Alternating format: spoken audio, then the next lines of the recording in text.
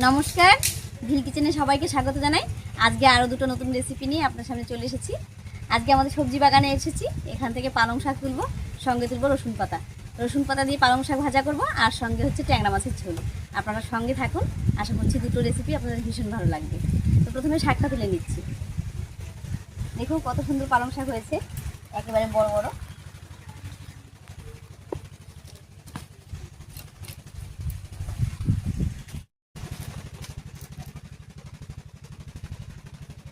এরকম বাড়ির বাগানের জিনিস যখন খুশি তখন তুলে খাওয়া যায়, এটাই একটা মজার। কিন্তু বাজার থেকে কখন আনবে তারপরে খেতে হবে, আর এটা বাড়িতে থাকলে যখন ইচ্ছা হয় তখনই খাওয়া যায়।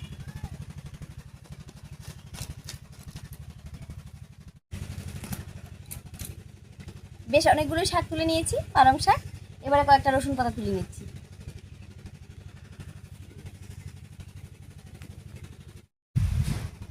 রসুনের গাছগুলো কয়েকদিন আগে একটু ছোট ছোট ছিল, জল দেওয়া হয়েছে বলে এখন বেশ বড় বড় হয়ে গেছে।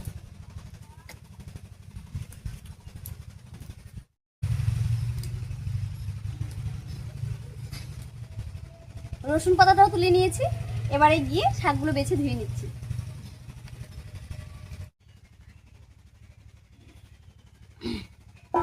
শাকটা তুলে একবারে ধুয়ে পরিষ্কার করে নিয়ে এসেছি, এবারে মাছটা কেটে নেব।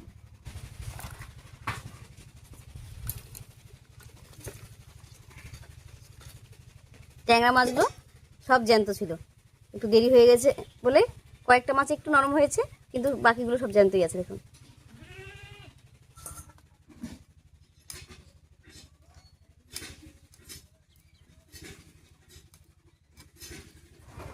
আমি ভেবেছিলাম মাছগুলো হয়তো মরে গেছে, একটা মাছও মরেনি, সবগুলোই জ্যান্ত আছে।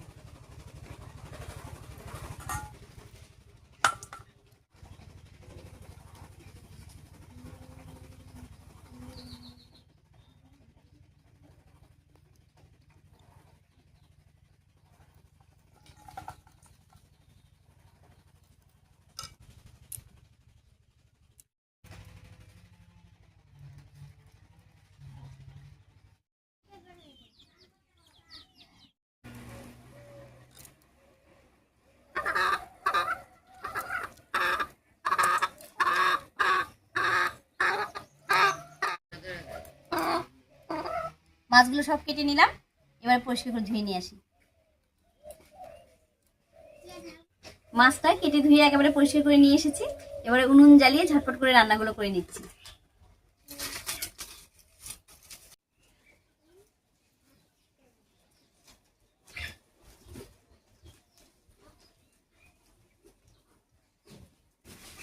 উনুন জ্বালিয়ে কড়াই বসিয়ে দিয়েছি, এবারে শুকনো খোলায় একটুখানি মশলা ভেজে নিচ্ছি। মশলার মধ্যে নিয়েছি 1 চামচ গোটা ধনিয়া, আর নিয়ে নিয়েছি 1 চামচ মতো গোটা জিরা, একসঙ্গে করে ভেজে একবারে শিলনোড়ায় নামিয়ে নিচ্ছি। মশলাটা একটু সময় নিয়ে আস্তে আস্তে ভেজে নিতে হবে, তবে খেয়াল রাখতে হবে যাতে পুড়ে না যায়। পুড়ে গেলে কিন্তু মশলার গন্ধটাও চলে যাবে, আর খেতেও তেতো লাগবে। মশলাগুলো ফুটতে আরম্ভ করেছে, আর মশলাটা ভাজা হয়ে গেছে, একবার নামিয়ে নিচ্ছি।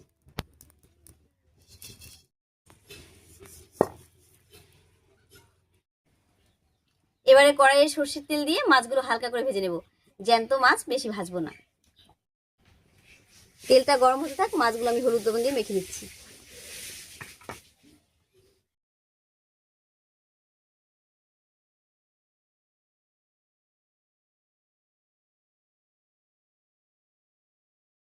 এরকম জ্যান্ত ট্যাংরা মাছের যে কোনো রান্নাই কিন্তু খেতে অনেক বেশি ভালো লাগে।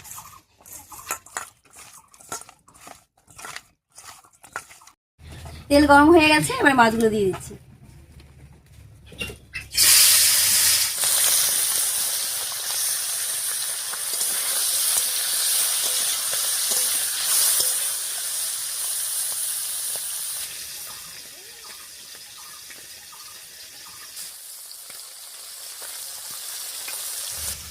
আজকের মাছের ঝোলটা আলু বেগুন দিয়ে করবো, তো মাছগুলো ভাজা হতে হতে আলু আর বেগুনটা আমি কেটে নিচ্ছি।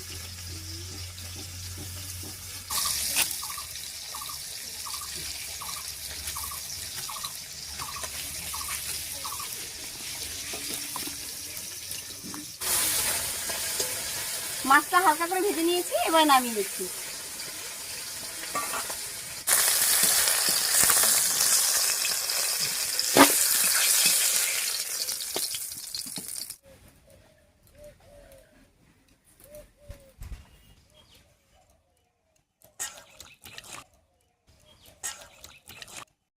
আলুটা কেটে একবার ধুয়ে নিয়েছি, এবারে বেগুনটা কেটে নেব।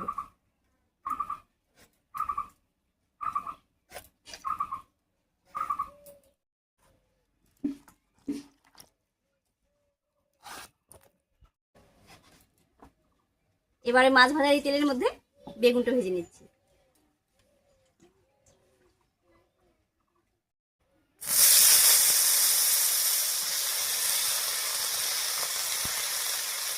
একবারে একটুখানি হলুদ লবণ দিয়ে দিচ্ছি।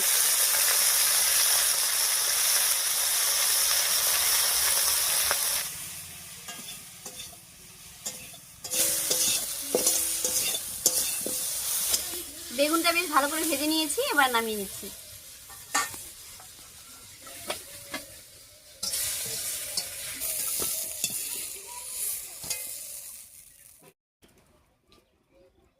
এবার কড়াইয়ে আর একটু সরষের তেল দিয়ে ফোড়ন দেব, আর ফোড়ন দেব গোটা জিরা আর তেজপাতা দিয়ে। দিয়ে দিচ্ছি গোটা জিরা আর একটা তেজপাতা। ফোড়নটা ভাজা হয়ে গেছে, এবার কেটে রাখা আলুটা এর উপর দিয়ে দিচ্ছি।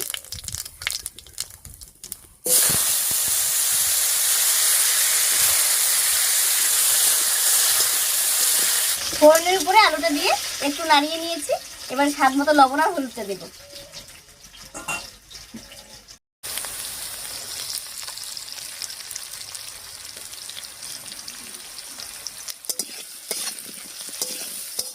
হলুদ লবণটা আলুর সঙ্গে খুব সুন্দর করে মিশিয়ে নিয়েছি, এবারে কয়েকটা চেরা কাঁচা লঙ্কা দেবো। চেরা কাঁচা লঙ্কাটা দিয়ে একটু নাড়িয়ে নেব, এরপর ঢাকা দিয়ে আলুটাকে কিছুক্ষণ রান্না করে নেব। আর এতে করে আলুটা ভাজাও হবে আর কিছুটা সেদ্ধও হয়ে যাবে।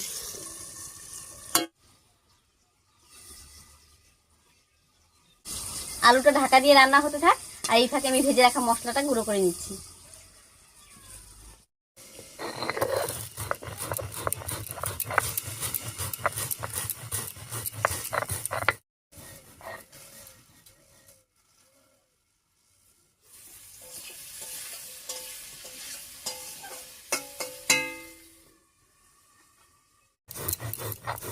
মশলাটা গুঁড়ো করা হয়ে গেছে, একবার নামিয়ে নিচ্ছি।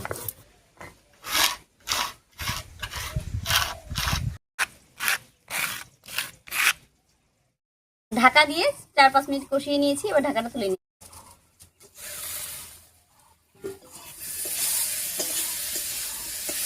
ঢাকা দিয়ে রান্না করায় আলুটা দেখুন বেশ একটু ভাজা ভাজা মতন হয়ে গেছে, আর অনেকটা কিন্তু সেদ্ধ হয়ে গেছে। এবার এর মধ্যে ভেজে রাখা বেগুনটা দিয়ে দিচ্ছি।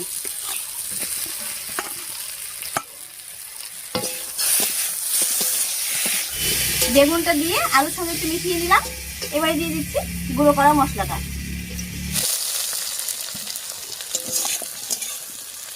এর সঙ্গে দিয়ে দিচ্ছি একটুখানি জল।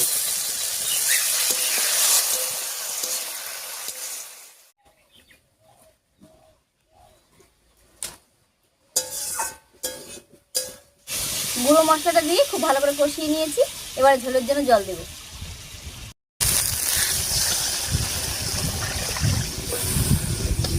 বাবারে কি খাওয়া!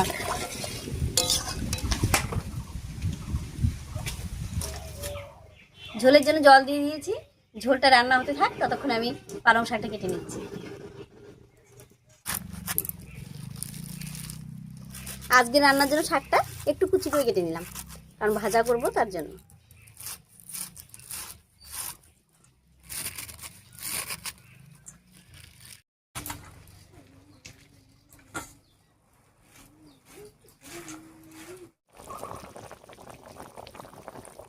শাকটা কাটতে কাটতে ঝোলটা ফুটে গেছে, এবার ভেজে রাখা মাছগুলো ঝোলের মধ্যে দিয়ে দিচ্ছি।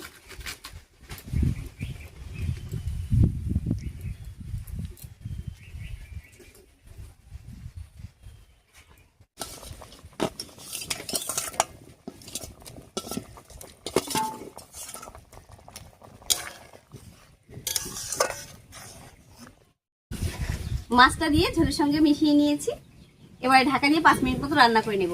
আর এতে করে মাছটাও নরম হয়ে যাবে, আর রান্নায় মাছের গন্ধটাও খুব ভালো থাকবে।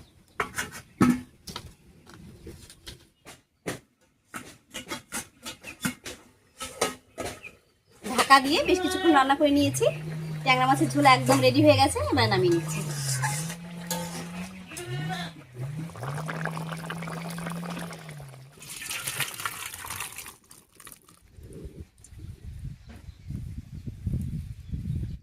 এবারে ঝটপট করে পালং শাকটা রান্না করে নিচ্ছি।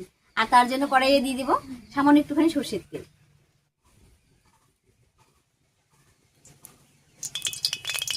তেল গরম হয়ে গেছে, এবারে ফোড়ন দিয়ে দেবো।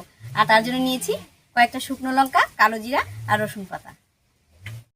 প্রথমেই দিয়ে দিচ্ছি শুকনো লঙ্কা, কালো জিরা। কালো জিরার শুকনো লঙ্কাটা একটু ভাজা হতে থাক, তারপরে দেবো রসুন পাতা আর কাঁচা লঙ্কা।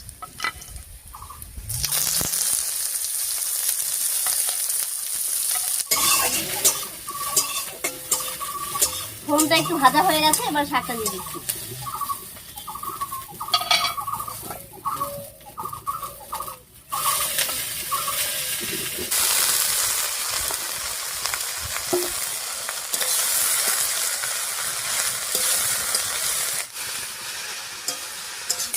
শাকটা দিয়ে কিছুক্ষণ রান্না করে নিয়েছি। এবার এর মধ্যে দেবো লবণ। আর লবণটা একটু কম করে দেবো, কারণ শাকটা কিন্তু অনেকটাই কমে যাবে। এখনই অনেকটা কমে গেছে, আরও অনেকটা কমে যাবে। এবারে ঢাকা দিয়ে কিছুক্ষণ রান্না করে নেব। আর এতে করে শাকটা নরমও হয়ে যাবে, আর শাকের মধ্যে যে জলটা আছে অনেকটা শুকিয়েও যাবে।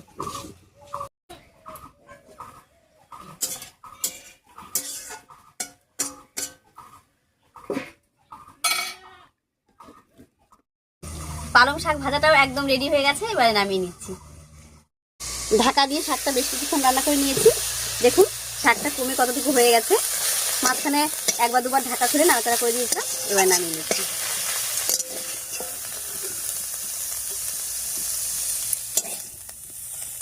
গরম গরম ভাতের সঙ্গে এরকম শাক ভাজা কিন্তু দারুণ লাগে খেতে, আর সঙ্গে যদি হয় এরকম মাছের ঝোল।